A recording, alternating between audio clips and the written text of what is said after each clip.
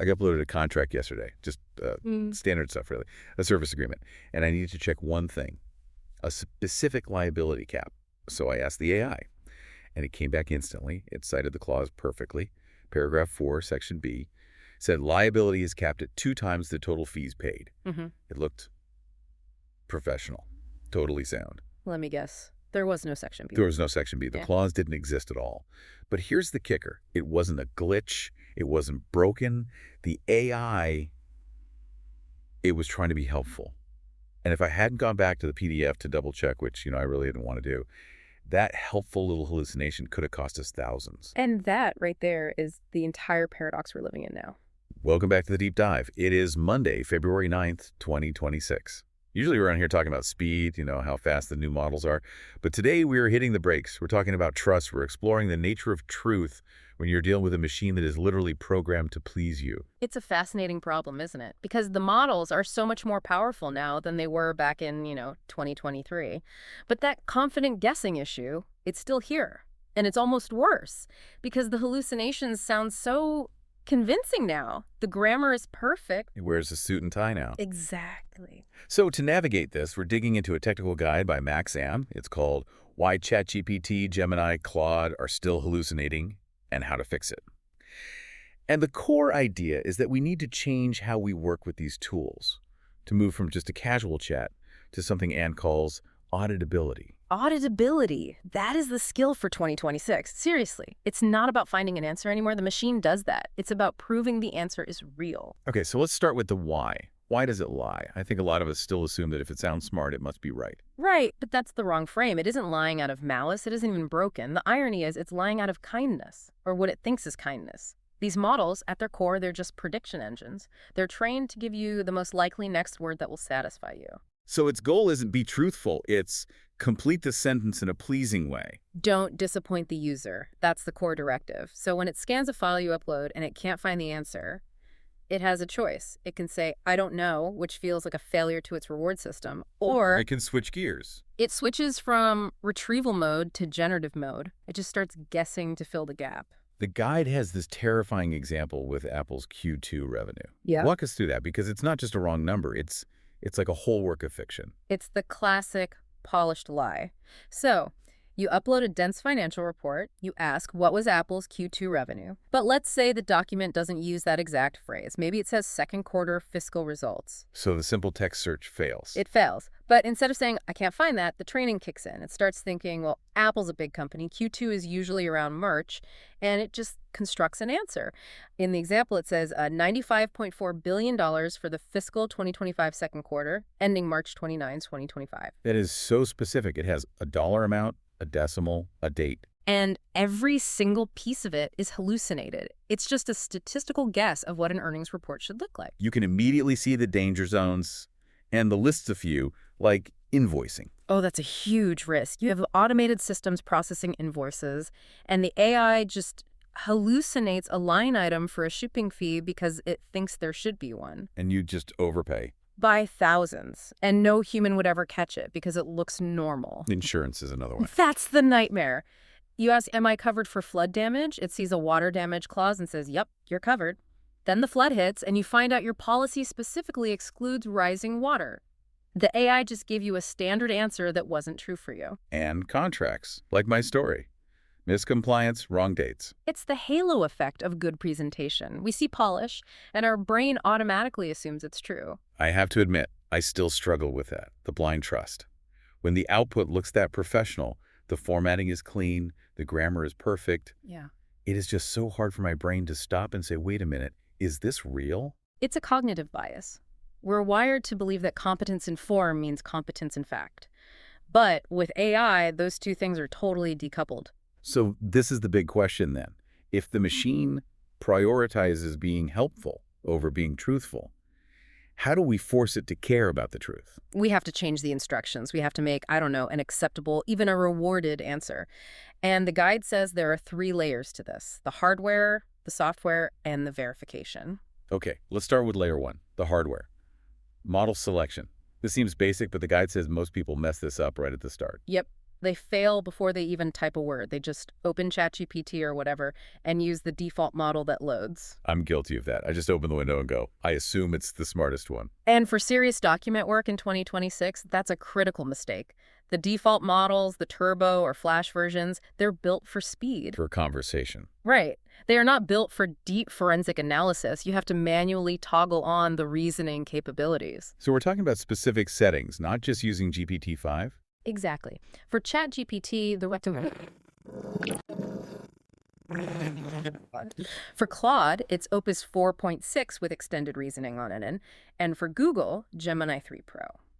What's the actual difference? Is it just slower? It is slower, but that's the whole point. The default model is like an improv comic. Fast, creative, good at making connections. But you don't want an improv comic doing your accounting. You want the deep thinker, the part of the brain that checks its work. That's what high reasoning does. It forces the model to spend more compute cycles on a chain of thought before it gives you an answer. It has an internal monologue. It's checking its own work before it speaks. Precisely. So does picking the right model solve the whole problem? If I just switch to Opus 4.6, am I good to go? Nope. Absolutely not. That's just the baseline. It gets you a smart auditor, but even a smart auditor needs clear instructions. And that brings us to layer 2, the software. The prompts. This is where the guide introduces the grounding complete template, Right. which it sounds very official. It is, and it works. This Yeah. whole section is about giving the AI permission to fail. Permission to fail. I love that. Okay, so what's the first prompt? Prompt 1 is the grounding rule. You say, base your answer only on the uploaded documents, nothing else. Nothing else. That's the key part. That little phrase does so much work. It stops the model from using its vast internet training data. It shrinks its universe down to just the PDF you gave it. Okay, prompt 2.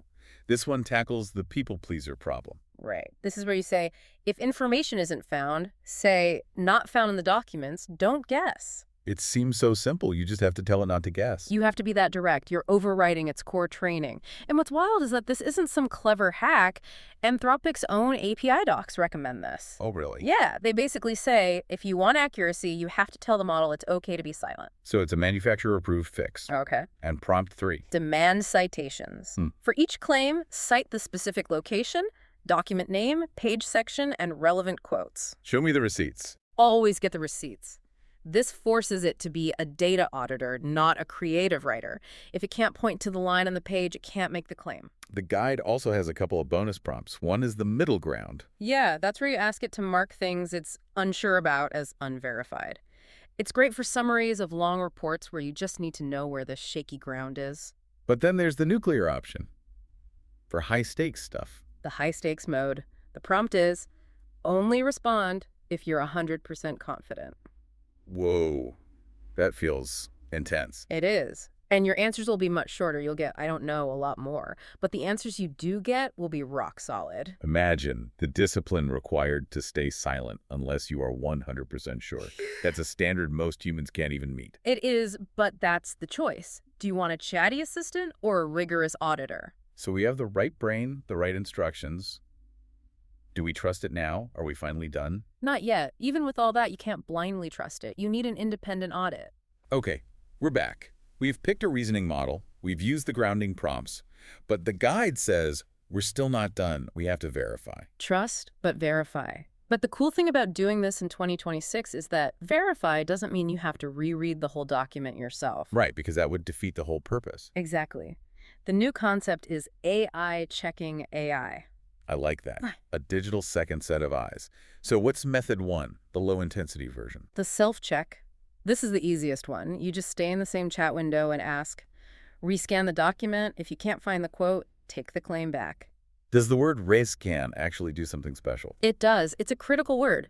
It forces the model to perform a new methodological review instead of just, confirming its own previous answer. It avoids confirmation bias. Okay, so that's the quick check. Method 2 is the multi-model check. This is your medium intensity option. You take the output from, say, ChatGPT, and you feed it, plus the original file, into a different model, like Claude Opus 4.6. And you ask Claude to grade ChatGPT's homework. Basically, yeah. And the analogy in the guide is perfect. It's like getting a second opinion from a doctor who went to a different medical school. They have different training, different biases. The chance that they will both make the exact same weird mistake is incredibly low. That makes a lot of sense.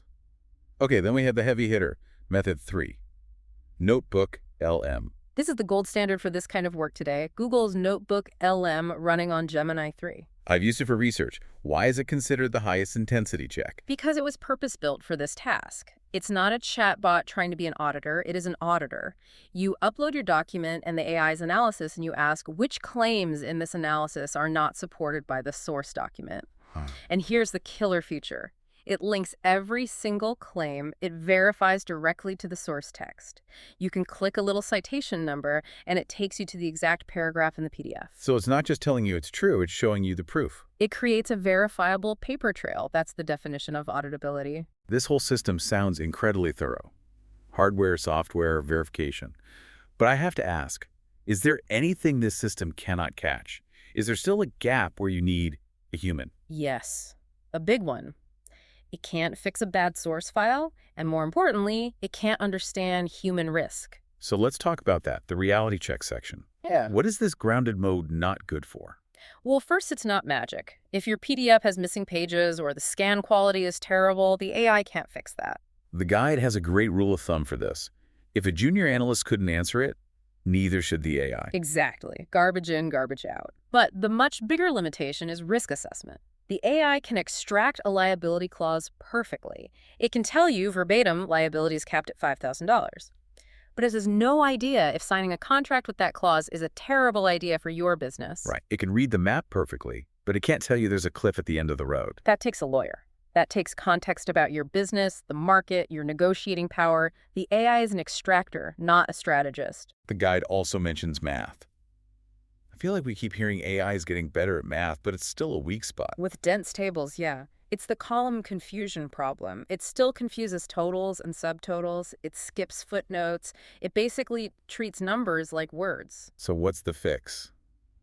Don't use it for math. You slow it down. You ask it to first reproduce the table exactly as it sees it in the chat. Once you confirm it, read the numbers right, then you ask it to do the math. Show your work. It's like we're back in 4th grade math class. Always make it show its work. And the final limitation is creativity versus precision. Models just love to paraphrase. It's in their nature. But for legal or compliance work, similar is not good enough. You need the exact words. So you have to explicitly command it, quote verbatim, do not paraphrase. You have to be that blunt. So if we zoom out on all this, it really sounds like the goal isn't to replace the human, it's just changing the human's job description. 100%. The human is no longer the researcher digging in the file cabinet. The human is the auditor, the one checking the citations, assessing the risk, and making the final judgment call. It's a real shift from finding answers to verifying truth. And that shift is everything. It's what separates people who get value from AI from those who just get noise. Okay, let's recap the big idea. If someone listening has a stack of documents on their desk for tomorrow morning, what is the simple playbook? 3 steps. 1, pick a reasoning model. Don't use the default. Use GPT-5.3 or Opus 4.6 with the reasoning modes on. 2, ground it. Paste in that template. Tell it to only use the file and give it permission to say, I don't know. And 3, verify. Use a second AI or, ideally, NotebookLM to cross-check the key facts. It sounds like a little bit of extra work up front. It's maybe 30 seconds more per task, but it saves you hours of panic and cleanup later. Trust but verify.